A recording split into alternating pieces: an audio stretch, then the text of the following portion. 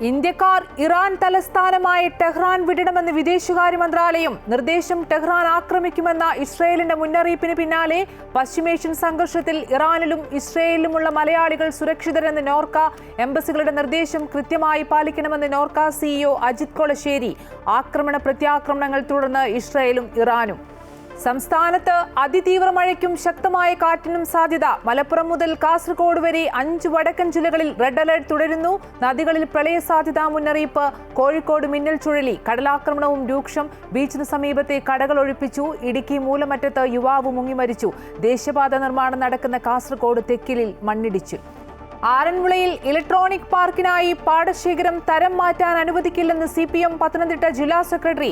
നെൽവയൽ തണ്ണീർത്തട നിയമത്തിന്റെ പരിധിയിൽ വരുന്ന സ്ഥലത്ത് ഒരു പദ്ധതിയും അനുവദിക്കില്ലെന്ന് രാജു എബ്രാഹാം. സർക്കാർ നിലപാട് പറയട്ടെ എന്നും ജില്ലാ സെക്രട്ടറി.